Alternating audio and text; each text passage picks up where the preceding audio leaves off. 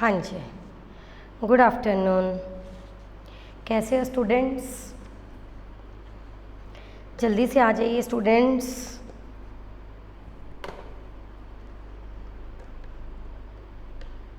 जी चलिए, हाँ जी स्टूडेंट्स, आज कुछ नया करते हैं। मीन्स कुछ नए क्वेश्चंस हम लेके आए हैं आपके लिए, तो वो हम चैप्टर वाइज डिस्कस करेंगे। ठीक है, तो जल्दी से आ जाइए प्लीज़। कुछ नया आपको यहाँ पे पता चलेगा। अब जो क्वेश्चंस आप लोग कर चुके हो उसके अलावा कुछ नए क्वेश्चंस करेंगे अब हम इस बैच में। हाँ जी, आ जाइए प्लीज़ जल्दी से।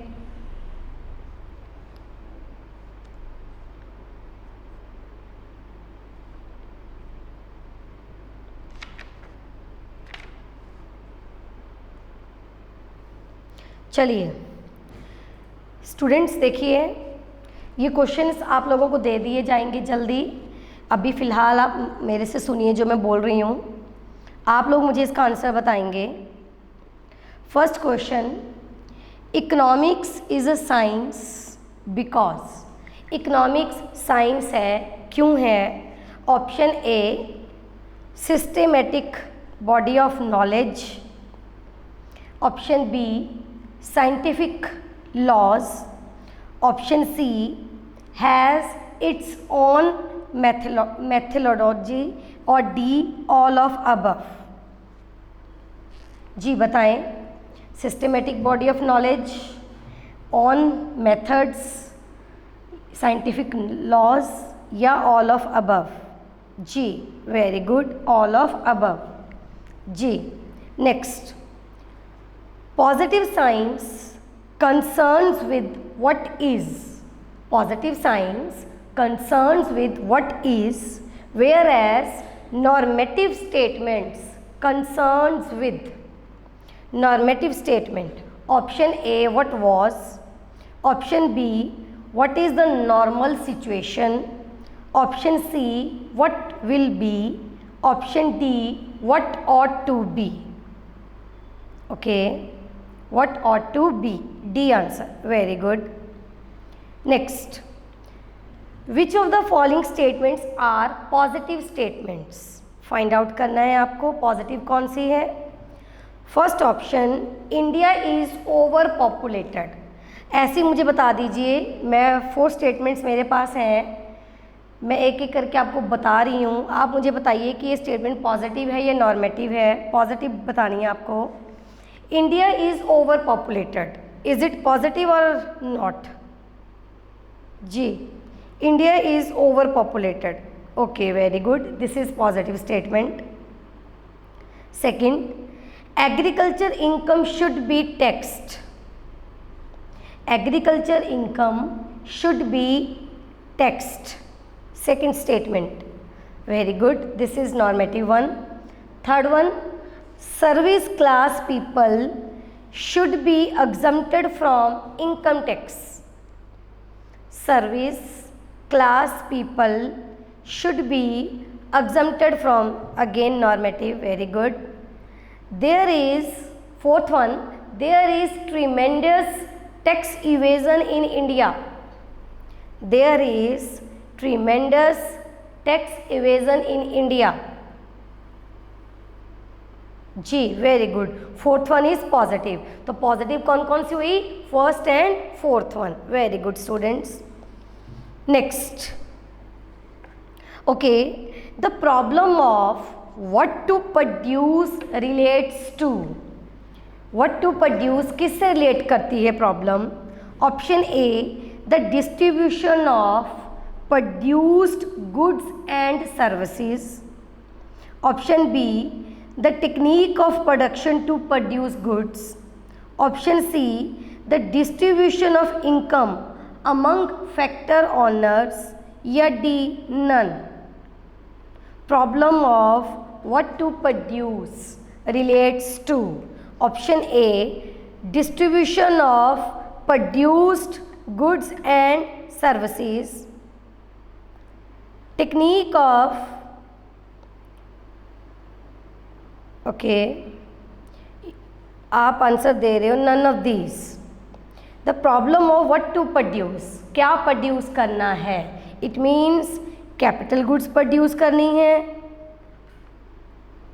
या कंज्यूमर गुड्स करनी है। जी, the distribution of produced goods and services. जी देखिए, जो फर्स्ट ऑप्शन है the distribution of produced goods and services, ये कौन सी प्रॉब्लम से रिलेट करता है। ये करता है फॉर हुम टू प्रोड्यूस, किसके लिए प्रोड्यूस किया जाए।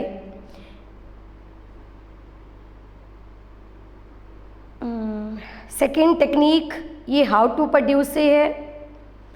Third one is the distribution of income among factor owners.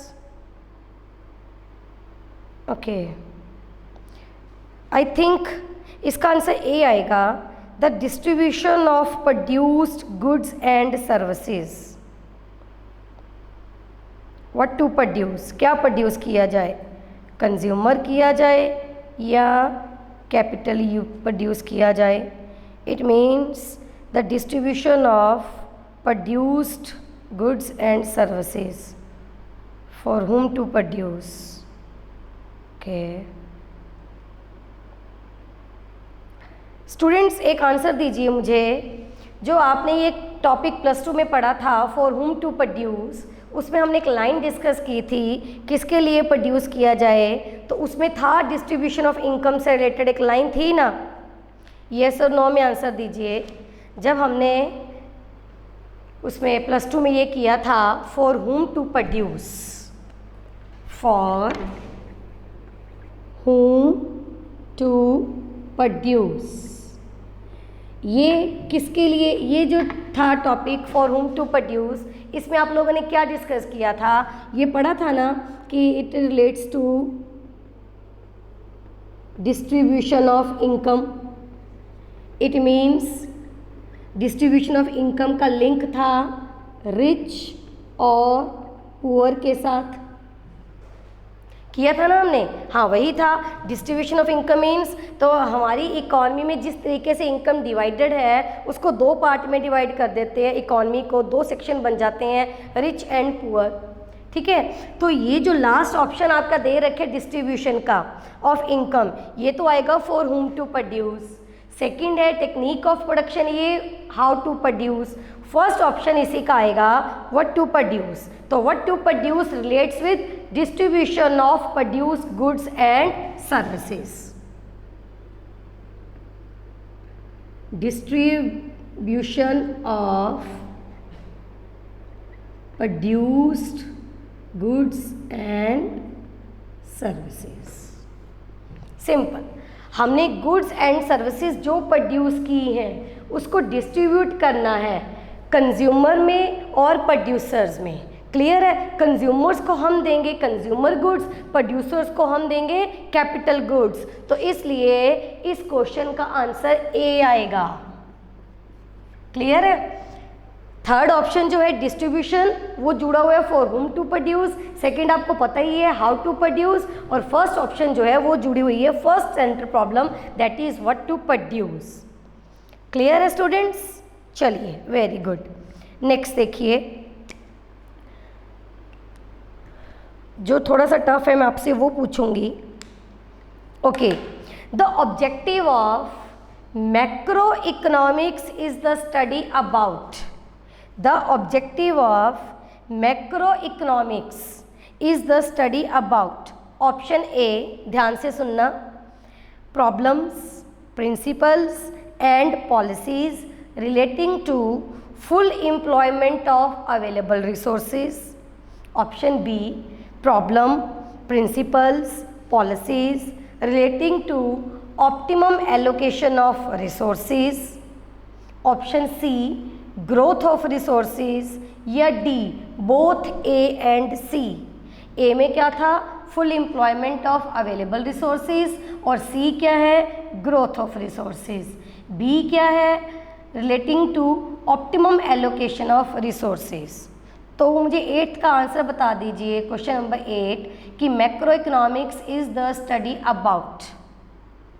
Very good. Macro economics is the study about full employment of available resources. किया था ना आप लोगों ने, अगर आप लोगों को याद हो, full employment AS is equal to AD, this is full employment equilibrium. तो हम चाहते हैं कि इक्विलिब्रियम हो हमारी इकोनॉमी में, aggregate supply should be equal to aggregate demand, लेकिन साथ साथ में क्या हो, फुल एम्प्लॉयमेंट हो। जितने रिसोर्सेज हमारे पास हैं, जो अवेलेबल रिसोर्सेज हमारे पास हैं, उनकी फुल एम्प्लॉयमेंट हो। क्योंकि ये आपको भी पता है कि अगर अंडर एम्प्लॉयमेंट होती है या ओवर एम्प्लॉयमेंट होती है तब क्या दिक्कत आ जाती है, ठीक है। तो उस केस में फुल एम्प्लॉयमेंट होना चाहिए। साथ साथ हमारी कोशिश ये भी रहेगी कि ग्रोथ ऑफ रिसोर्सेज हो, जिन रिसोर्सेज को हम इंक्रीज़ कर सकते हैं एटलीस्ट उनकी ग्रोथ इंक्रीज़ कर सके। तो ऑप्शन क्या आएगा इसके according, D. Very good. Again question number 9, micro economics covers the study of. Microeconomics covers the study of, first option consumer behavior, second producers equilibrium, third fiscal system of an economy, fourth factor pricing। इन चारों में से कौन कौन से topic micro economics में cover होते हैं? First consumer behaviour, second producer behaviour, एक एक करके मुझे बता दीजिए। ओके, कंज्यूमर बिहेवियर हो रहा है, सेकंड प्रोड्यूसर बिहेवियर हो रहा है कि नहीं हो रहा माइक्रो में? कंज्यूमर बिहेवियर हो रहा है, प्रोड्यूसर बिहेवियर, प्रोड्यूसर इक्विलिब्रियम नहीं कोई बता रहा हो रहा है कि नहीं हो रहा, हो रहा है प्रोड्यूसर इक्विलिब्रियम। फिस्कल सिस्टम ये नहीं हो रहा, फैक्टर प्राइसिंग ये हो रहा है, ठीक है। तो इसके अकॉर्डिंग आंसर क्या आएगा, फर्स्ट, थर्ड एंड फोर्थ, तीनों ऑप्शन इसमें आएंगे स्टूडेंट्स। क्लियर है? वेट,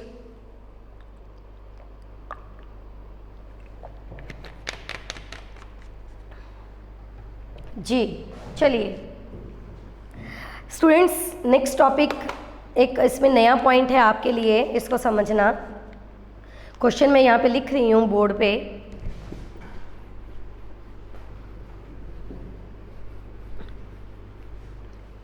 ये क्वेश्चंस आपको जल्दी दे दिए जाएंगे, ठीक है, जैसे ये फाइनलाइज हो जाते हैं आपको मिल जाएंगे। हाँ जी, macro economics is also known as, macro economics is also known as, option 1 method of lumping, method of lumping, option B price theory, option C, third option general equilibrium, fourth one is aggregate economics. Options हैं answer first and second only, B में है third and fourth only, C में है first, third, fourth only, D में है second, third and fourth only. बताइए जी। Okay, first, third and fourth. Okay Sarthak, आप कह रहे हो फर्स्ट, थर्ड एंड फोर्थ, आपका आंसर बिल्कुल सही है। मुझे ये बता दीजिए what is method of lumping? जी, anyone who can explain this? Answer आप लोगों का सही है, ऑप्शन सी। Very good. मुझे ये बता दीजिए कि मेथड ऑफ लंपिंग का मतलब क्या हुआ। What does lumping mean. जी, lumping students, what does lumping mean. Answer सही है आप लोगों का, मैंने देख लिया।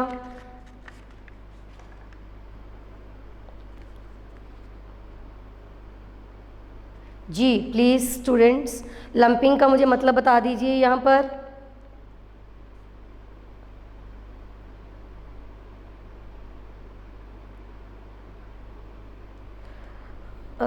Method of economic analysis. जी, इकॉनमी को एनालाइज करने का एक मेथड है, लेकिन लंप मीन्स ह्यूज। ओके, देखिए lumping means slicing of an economy. Slicing of an economy, economy के स्लाइसिस करना। स्लाइसिस मीन्स टुकड़े करना। तो मैक्रो इकोनॉमिक्स में क्या है कि हमारी इकॉनमी बहुत बड़ी है, हम इसको एग्रीगेट लेवल पर पहुंचने के लिए क्या करते हैं, इकॉनमी को स्लाइसिस कर देते हैं, इकॉनमी को डिवाइड कर देते हैं सब सेक्शंस में।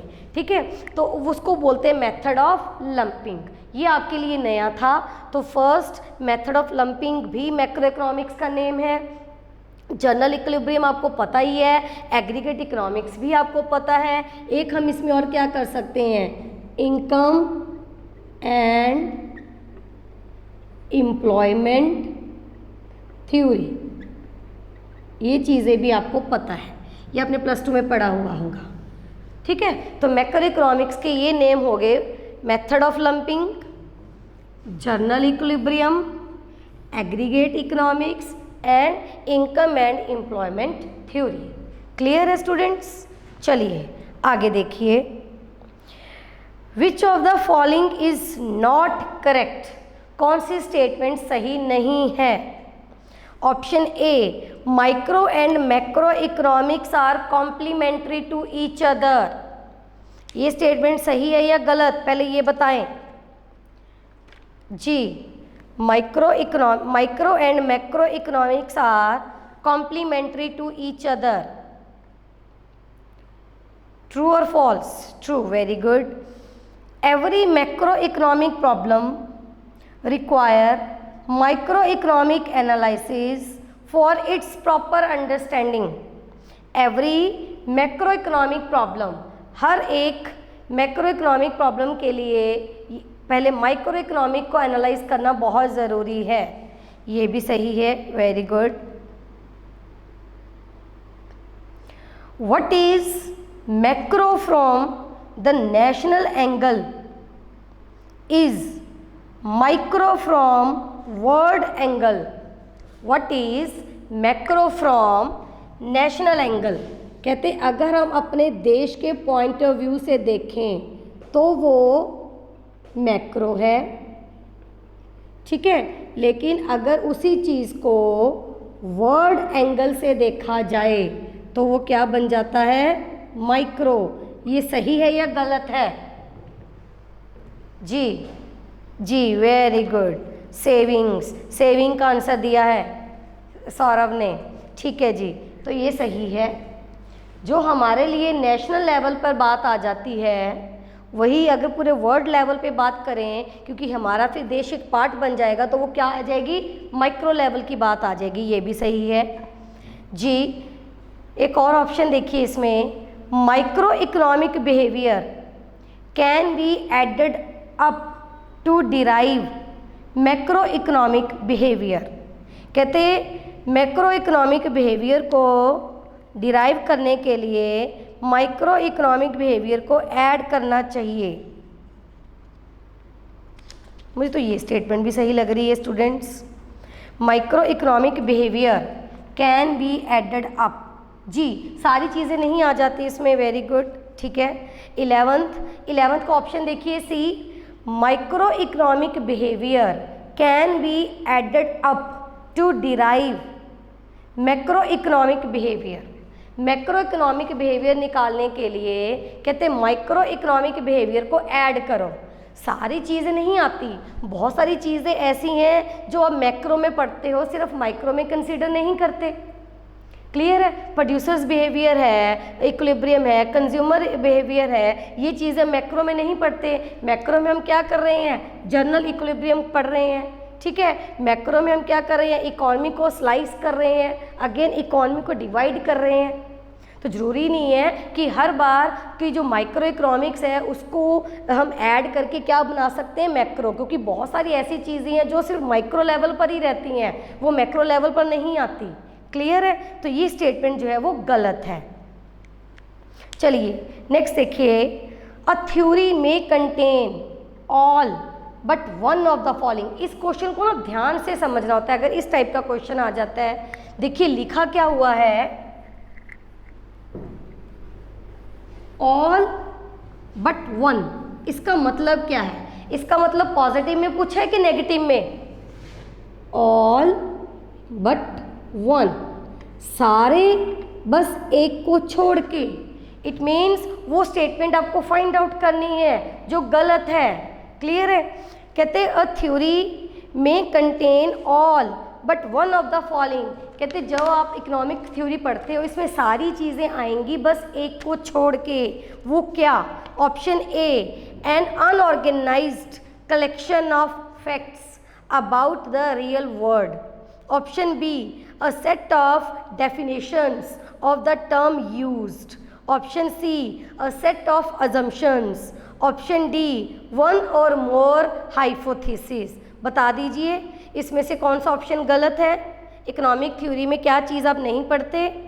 N unorganised collection of facts about the real world. Option B, a set of definitions of term used. जी very good. Option A, an unorganised collection of facts about the real world. Unorganised, ये तो जब आप लोग economics की starting करते हो +1 में तो सबसे पहले आपको स्टैटिस्टिक्स करवाया जाता है। उसमें चैप्टर क्या था आपका? Organisation of data. तो इकोनॉमिक्स बिना डाटा के अधूरी है और डाटा को क्या करना ज़रूरी होता है? ऑर्गेनाइज्ड करना ज़रूरी होता है। तो अनऑर्गेनाइजेशन की तो बात ही नहीं है, ठीक है। तो इसलिए 12th का आंसर क्या आ जाएगा students? A. Very good. Next, find the odd. Again 4 statement हैं, 3 स्टेटमेंट एक जैसी हैं, ऑड वन आउट आपको फाइंड आउट करना है। Option A, normative economics is concerned with welfare proposition. Option B, normative economics is prescriptive in nature. अच्छा ये तो आप लोगों को पता है students, positive and normative. Positive क्या है?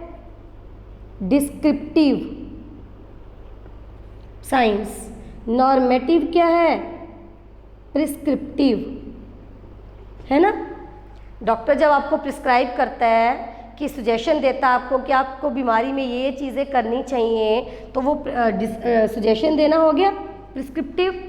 जब वो डिस्क्राइब करते हैं कि आपको ये बीमारी है तो वो डिटेल में बता रहे हैं, एक्चुअल में फैक्ट आपको बता रहे हैं कि आपको एक्चुअल में प्रॉब्लम क्या है, तो वो पॉजिटिव बन गई। तो positive science is also called descriptive science and normative science is also called prescriptive science. ये क्वेश्चन भी आपके 2 हो गए, ठीक है इसी में।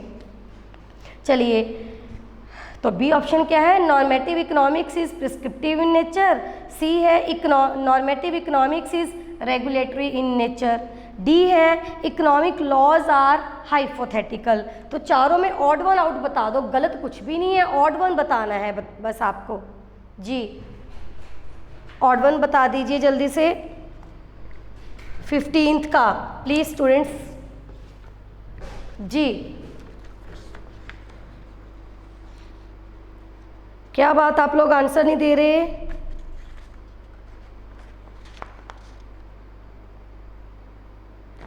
जी very good. Economic laws are hypothetical. क्यों दिया आपने ये आंसर डी 15th का? क्योंकि ए, बी और सी तीनों नॉर्मेटिव स्टेटमेंट को लेकर थे, लेकिन डी कुछ अलग था इसलिए। चलिए आगे देखिए। ओके क्वेश्चन है the interference of the government is very limited in, interference of the government is very limited in option A socialistic economy, option B capitalist economy, option C mixed economy या D all of above. Very good, capitalistic economy. Okay, question number 19. Both private and public sector exist side by side in, दोनों public और private sector मतलब mixed economy कहाँ है, ये आपको पता है, चाइना, यूएस, इंडिया, रशिया. तो आपका आंसर क्या होगा? Mixed economy. जी बताएं. इंडिया. Very good. हाँ जी. Students, in a competitive economy, competitive means capitalistic economy की बात हो रही है, ठीक है. The uncrowned king is, uncrowned king, king है लेकिन उसके सिर पे क्राउन नहीं है, तो वो कौन है? Option A government, option B producer, option C consumer या डी सेलर. अनक्राउंड किंग, तो ये नया वर्ड आ गया अब आपके लिए. सॉवरन तो हमने सुना ही है, तो उसी के लिए क्या यूज करेंगे? Uncrowned king. Sovereign of the market, uncrowned king, that is consumer. Very good. Clear? चलिए आगे देखिए. आई होप कि आपको लग रहा होगा कि कुछ नया कर रहे हैं. क्वेश्चन इस तरीके से भी आ सकते हैं. Next,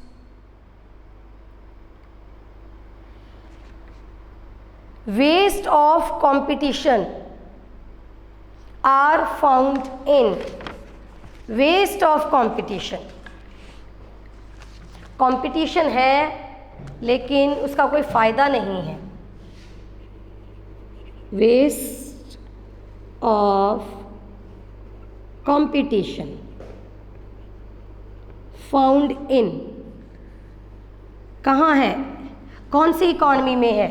capitalistic economy, socialistic economy, mixed economy या नन ऑफ दिस? क्या आंसर दोगे इसका आप? जी बताएं. वेस्ट ऑफ कंपटीशन, कंपटीशन है लेकिन उसका कोई फायदा नहीं है. Waste of competition. जी सोशलिस्टिक, आप लोग कह रहे हो सोशलिस्टिक. वेट एक मिनट स्टूडेंट्स.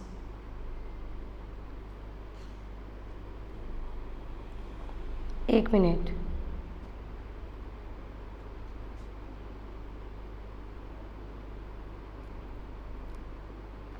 जी मैं कह रही हूँ कि इसका आंसर कैपिटलिस्टिक इकोनॉमी आएगा. आप सारे कह रहे हैं सोशलिस्टिक आएगा, लेकिन आपका आंसर गलत है, कैपिटलिस्टिक आएगा. देखिए कैपिटलिस्टिक इकोनॉमी में प्राइस कौन फिक्स करता है, पहले मुझे ये बता दीजिए. इन कैपिटलिस्टिक इकोनॉमी प्राइसेस कौन फिक्स करता है? जी जल्दी से बताएं. पहले तो कैपिटलिस्टिक इकोनॉमी में प्राइस कौन फिक्स करता है? Very good, market forces, that is demand and supply. ठीक है, डिमांड और सप्लाई प्राइस फिक्स करते हैं. तो ये ऑटोमेटिक सिस्टम है, सारा ऑटोमेटिक है. तो फिर कंपटीशन किस चीज़ का? जब मार्केट में मार्केट फोर्सेस, इनविजिबल हैंड्स नहीं प्राइस को फिक्स कर रहे हैं, तो यहाँ पर कंपटीशन की तो वेस्टेज है. क्लियर है? तो ये आपके लिए नया क्वेश्चन हो गया. Competition is the main feature of capitalistic economy, ये आपने पढ़ा है, लेकिन उसकी वेस्टेज हो रही है किसमें? कैपिटलिस्टिक इकोनॉमी में. Waste of competition in capitalistic economy, क्योंकि इसमें प्राइस कौन फिक्स करता है? Market forces. क्लियर हुआ स्टूडेंट्स? समझ में आया? तो वेस्ट ऑफ कंपटीशन में आंसर क्या आएगा आपका? Capitalistic economy. जी, तो कुछ नया मिल रहा है आप लोगों को? कुछ फ़ायदा हो रहा है लेक्चर से? जी, अच्छा, डुअल सिस्टम ऑफ प्राइसिंग, ये आपको पता ही है, डुअल सिस्टम ऑफ प्राइसिंग। जी, वेरी गुड। लेकिन फिर भी आज सिर्फ 15 स्टूडेंट्स हमें देख रहे हैं, सारे बच्चे लेक्चर नहीं अटेंड कर रहे। A dual system of pricing, ये आपको पता है, mixed economy, very good. Okay, one of the important feature of capitalistic economy is, one of the important feature of capitalistic economy, option A economic planning, option B price mechanism, option C economic equalities, option D social welfare। जी, क्या answer आएगा इसका, बता सकते हो? Option capitalistic economy का main feature, जी, price mechanism, very good. अगर economic इक्वलिटीज़ की जगह इनइक्वलिटी आता तो वो इसका आंसर बन जाता है ना, फिर प्राइस मैकेनिज्म ना होता। चलिए, क्वेश्चन नंबर 24, एक स्टेटमेंट पढ़ रही हूँ, मुझे बताएं कि ये स्टेटमेंट कौन सी है। A government deficit will reduce unemployment and cause an increase in prices. कहते जो सरकार को डेफिसिट बैलेंस हो रहा है, डेफिसिट का मतलब क्या है? पहले तो गवर्नमेंट डेफिसिट का मतलब बता दीजिए। गवर्नमेंट डेफिसिट का मतलब क्या है? डेफिसिट मीन्स लाइबिलिटीज, है ना, बोरिंग्स एंड लाइबिलिटीज। तो अगर सरकार जितना ज़्यादा डेफिसिट में आ रही है, मतलब जितना ज़्यादा सरकार कहीं से बोरो कर रही है, उससे क्या होगा? कहते हैं अनएम्प्लॉयमेंट कम होती है और प्राइसेस बढ़ते हैं। तो कौन सी स्टेटमेंट है ये? A government deficit will reduce unemployment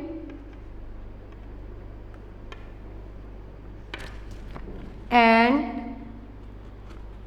causes increase in prices। बता दीजिए ये पॉजिटिव है या नॉर्मेटिव है? जी, स्टूडेंट्स बताएं, इज इट पॉजिटिव और नॉर्मेटिव? वेरी गुड, तो ये पॉजिटिव स्टेटमेंट है, ये फैक्ट है, ठीक है, ये फैक्ट है। चलिए आगे देखिए, positive economics remains strictly neutral between ends. ये हमने किया था ना पॉजिटिव साइंस में, मैंने आपको डेफिनेशन बताई थी कि रॉबिन्स क्या कहते हैं कि economics is neutral between ends. This means that, इसका मतलब आपको बताना है स्टूडेंट्स यहाँ पर, positive economics study the facts as they are. इसका मतलब पॉजिटिव इकोनॉमिक्स सिर्फ फैक्ट्स को स्टडी करती है, जैसे हैं वैसे ही स्टडी करती है। Positive economics is prescriptive in nature. Positive economics is based on ethical, philosophical and religious beliefs. या D only A and B? बता दीजिए जल्दी से। पॉजिटिव इकोनॉमिक्स कहते हैं न्यूट्रल बिटवीन एंड्स है, ये मैंने आपको बताया था। अब उसी का आगे आपसे क्वेश्चन पूछ लिया कि इसका मतलब क्या है, न्यूट्रल बिटवीन एंड्स का मतलब क्या है कि पॉजिटिव साइंस सिर्फ फैक्ट्स के बारे में आपको बताती है, जो कि हैं जैसे हैं वैसे ही बताती हैं, ठीक है। तो वेरी गुड, इसका आंसर क्या आएगा? ए। जी, next question number 26। During the boom periods, boom जब इकॉनमी में सब कुछ इंक्रीज हो रहा होता है, when aggregate demand, national income and prices are high, entrepreneurs tend to make high profits. जब सब कुछ कहते ज़्यादा होता है, एग्रीगेट डिमांड भी ज़्यादा होती है, नेशनल इनकम भी ज़्यादा हो रही होती है, प्राइसेस भी ज़्यादा होते हैं, तब एंटरप्रेन्योर्स का प्रॉफिट ज़्यादा होता है। दिस स्टेटमेंट शोज, तो ये स्टेटमेंट क्या शो करती है? Option A, effect of micro economic variables on macro variable, या option B effect of macro economic variable on micro variable, C interdependence of micro and macro, या D both B and C. जल्दी से बता दीजिए। कहते जब economy में boom period होता है तब प्रोड्यूसर्स का प्रॉफिट भी ज़्यादा होता है। इसका मतलब क्या है? इसका मतलब एक तो इंटरडिपेंडेंट है माइक्रो एंड मैक्रो, ये आंसर भी सही है। इसका मतलब कि जो मैक्रो इकोनॉमिक वेरिएबल हैं वो माइक्रो के ऊपर इफेक्ट डाल रहे हैं, है ना। मैक्रो मीन्स जब नेशनल इनकम ज़्यादा होगी, एग्रीगेट डिमांड इकॉनमी में ज़्यादा होगी, तो प्रोड्यूसर इक्विलिब्रियम हमने किस में किया था? माइक्रो में, तो प्रोड्यूसर्स का प्रॉफिट भी ज़्यादा होगा। इट मीन्स मैक्रो किसके ऊपर असर डाल रहा है? माइक्रो। तो आंसर आएगा आपका both B and C. Very good. तो इसका आंसर आएगा जी डी। चलिए देखिए, अब ये चीज़ भी नहीं आपको अलग तरीके से क्वेश्चन देखने को मिल रहा है ना। हाँ जी, तभी मैंने बोला था, आप बोलते हो कि मैम क्वेश्चन फैमिलियर आ रहे हैं इसलिए जल्दी से जल्दी टेस्ट कर देते हैं, तो मैंने बोला था पहले फैमिलियर करेंगे, ठीक है, वो चलता रहेगा हमारा। जो बुक वाले क्वेश्चन है उसका टेस्ट अलग से लेते रहेंगे, लेकिन साथ साथ ही आपको एक्स्ट्रा भी देते रहेंगे हम लोग। चलिए नेक्स्ट है social insurance, sickness benefit, old age pension etcetera are some social benefits provided by. ये बेनिफिट कौन देता है? कैपिटलिस्टिक इकॉनमी में, state in capitalistic economy, here state means government, कि कैपिटलिस्टिक इकॉनमी में गवर्नमेंट देती है, ये स्टेट इन सोशलिस्टिक इकॉनमी, या स्टेट इन मिक्स्ड इकॉनमी, या D both B and C. बता दीजिए जल्दी से, किस इकॉनमी के ये बेनिफिट्स हैं? सोशलिस्ट। तो मिक्स्ड इकॉनमी में नहीं मिलता, मिक्स्ड इकॉनमी में भी तो पब्लिक सेक्टर है, तो डी आएगा जी, both B and C, socialistic and mixed economy. Clear है? चलिए next, in a capitalistic economy what to produce depends on. Capitalistic economy में क्या प्रोड्यूस करना है, ये मतलब क्या प्रोड्यूस करें, ये किसके ऊपर डिपेंड करता है? Option A government's policy, option B consumer's preference, option C profits of the firm, या डी नन ऑफ दीज। क्या प्रोड्यूस करें, ये किसके ऊपर डिपेंड करता है? Very good Jasleen, consumer's preference. Next, the economy in which the government allow freedom of action of all economic unit is essentially, ये आपको पता ही है, फ्रीडम किस इकॉनमी में होती है? कैपिटलिस्टिक इकॉनमी में। तो ये कुछ नया नहीं है। चलिए आगे देखिए। Okay, which of the following is not correct about capitalistic system. Capitalistic system को लेकर कौन सी स्टेटमेंट गलत है वो आपको फाइंड आउट करनी है। First, too much of waste due to cut throat competition, ये सही है क्योंकि वेस्टेज ऑफ कंपटीशन मैंने आपको बता दिया कैपिटलिस्टिक इकॉनमी में होता है। There is right of private property, right of private property ये भी सही है। Conditions are not favourable for equitable distribution of wealth, inequalities of income and wealth, है ना, ये भी हमने किया था। There is central planning authority, जी there is central planning authority, तो डी आंसर आएगा। सेंट्रल प्लानिंग अथॉरिटी किसका फीचर है, जल्दी से बता दीजिए स्टूडेंट्स। सेंट्रल प्लानिंग अथॉरिटी किसका फीचर है, किस इकॉनमी का, बताएं।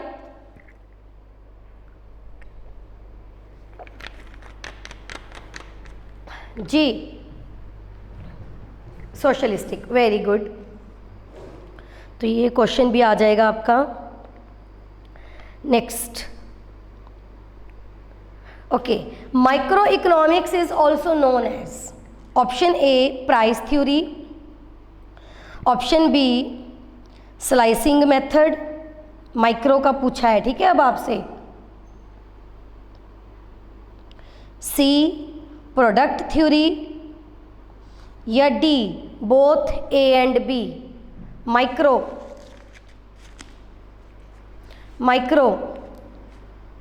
जी, micro economics is also known as price theory, product theory, slicing method या both A and B. Wait,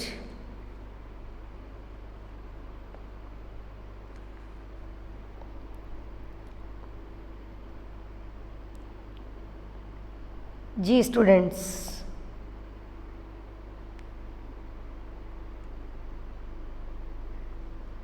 आप कह रहे हो प्राइस एंड प्रोडक्ट।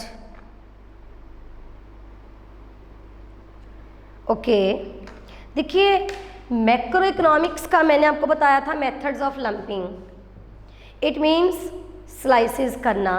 तो एक ही चीज़ आ गई कि मैक्रो इकोनॉमिक्स पे हम कैसे पहुंचते हैं कि इकॉनमी को सब सेक्शंस में डिवाइड कर लेते हैं, मीन्स माइक्रो लेवल पे। तो फिर जब माइक्रो लेवल पे डिवाइड कर रहे हैं तो स्लाइसिंग भी तो फिर माइक्रो का नेम हो गया, ठीक है। माइक्रो इकोनॉमिक्स, हम कह रहे हैं both micro and macro are complementary to each other, both micro and macro are interdependent.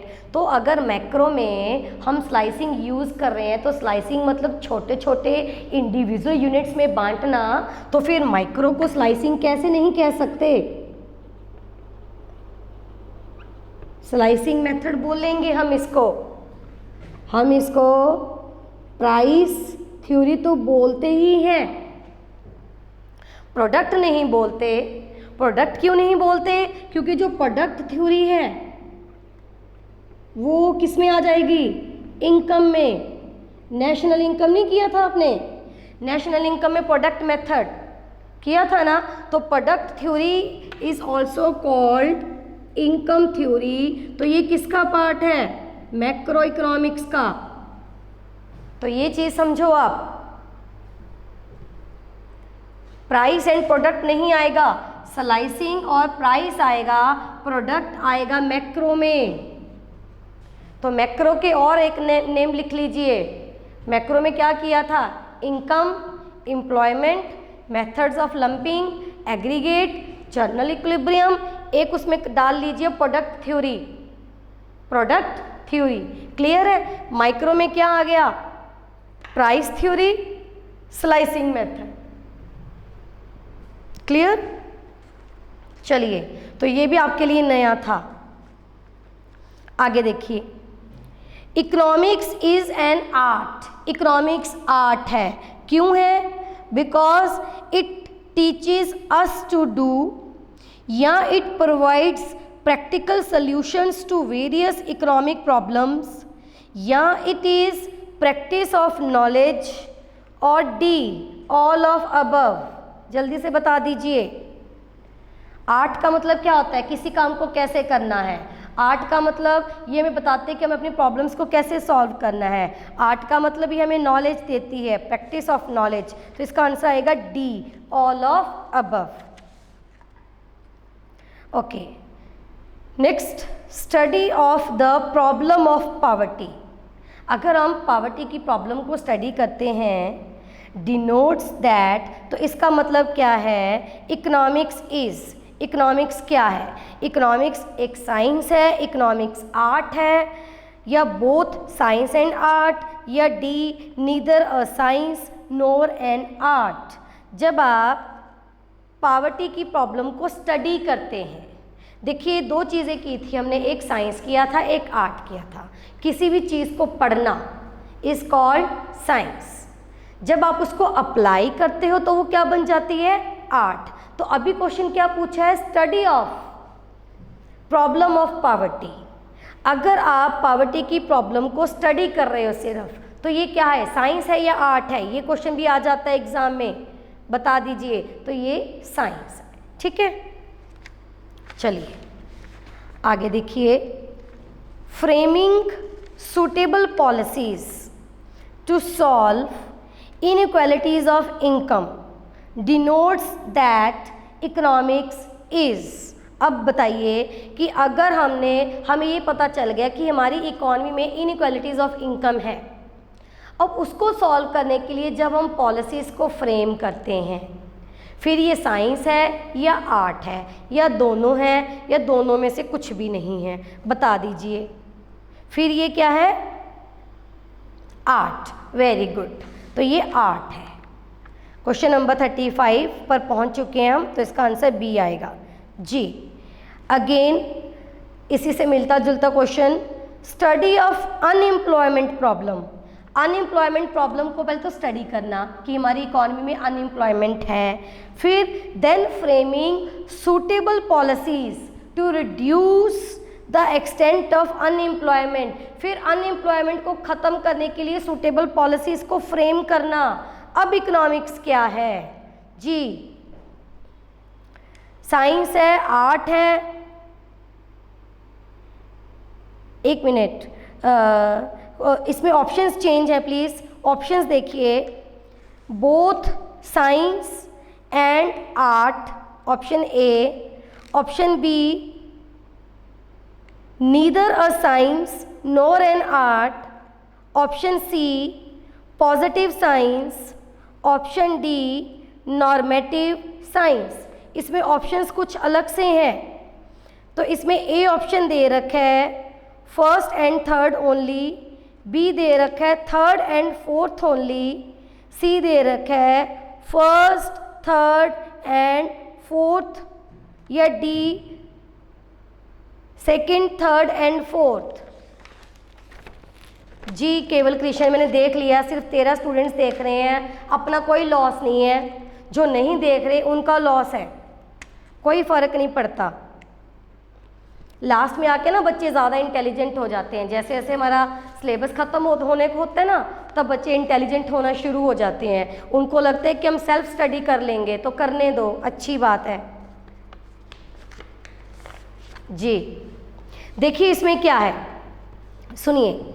Study of unemployment, unemployment को स्टडी करना और उसके अकॉर्डिंग उस प्रॉब्लम को, अनएम्प्लॉयमेंट को स्टडी करना, उसके अकॉर्डिंग सूटेबल पॉलिसीज़ फ्रेम करना ताकि अनएम्प्लॉयमेंट ख़त्म हो सके। ये science as well as art है, अगर इतना होता तो। लेकिन ये पॉजिटिव साइंस भी है। क्यों है? क्योंकि एक फैक्ट है कि हमारी इकॉनमी में अनएम्प्लॉयमेंट है, और जब हम पॉलिसीज़ देते हैं तो कुछ सजेशंस भी साथ साथ में जाती हैं कि हाँ इसको कैसे ख़त्म करना चाहिए। तब ये नॉर्मेटिव भी बीच में आएगी, तो तीनों चीज़ें आएंगी। इसका आंसर आएगा science as well as art, second positive आएगा। क्यों आएगा? क्योंकि ये फैक्ट है कि हमारी इकॉनमी में अनएम्प्लॉयमेंट है।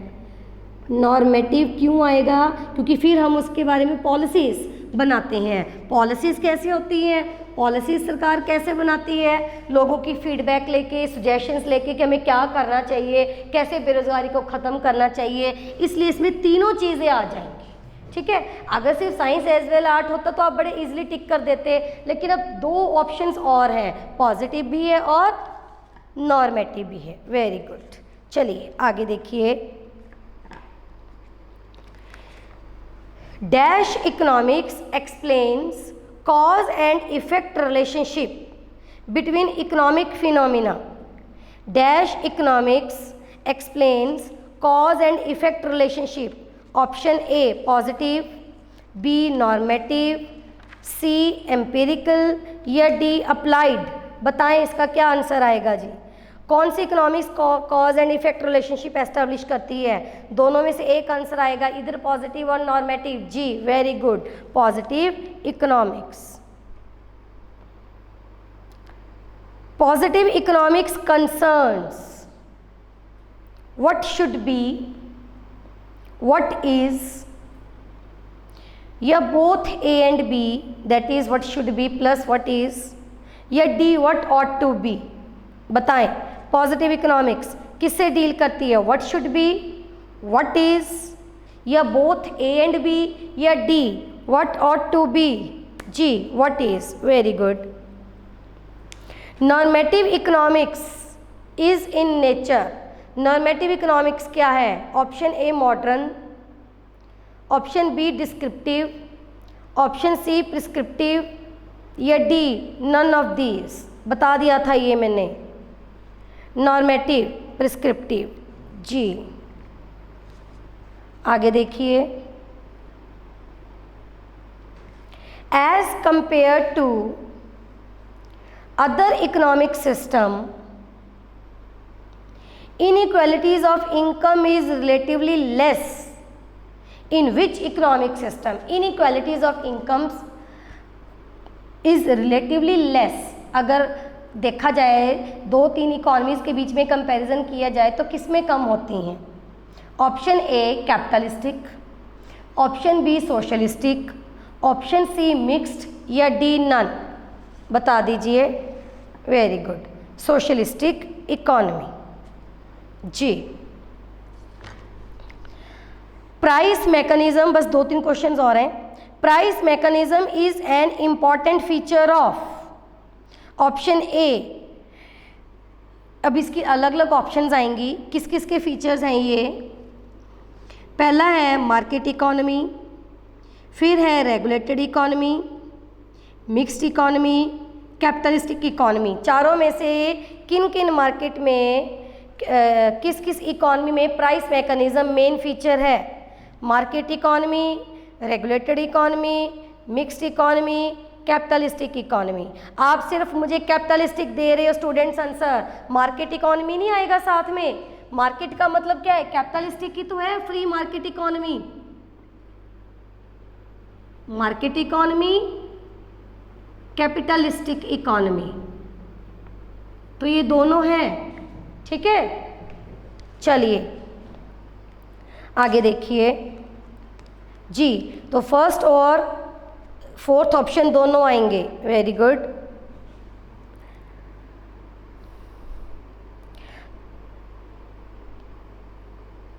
Okay, business economics is generally in nature. Business economics की नेचर आपको बतानी है। नॉर्मेटिव है, पॉजिटिव है, न्यूट्रल है, डिस्क्रिप्टिव है। बिजनेस इकोनॉमिक्स हमने किया था। बिजनेस इकोनॉमिक्स जी, business economics is generally in nature. Business में इकोनॉमिक्स के प्रिंसिपल्स को अप्लाई करना largely based on macro economic contents, और फिर भी मैक्रो को भी साथ में लेके चलती है बिजनेस इकोनॉमिक्स। प्रैग्मेटिक है, तो नॉर्मेटिव है, पॉजिटिव है, न्यूट्रल है, डिस्क्रिप्टिव है। क्या लिखोगे आप इसका answer?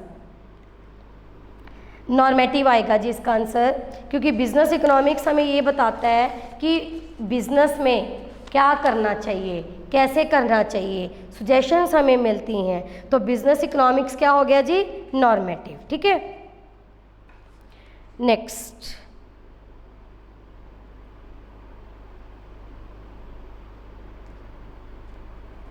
Okay, which of the following statement is incorrect? Option A, business economics is normative in nature. ये तो अभी करके हटे हैं, ये सही है।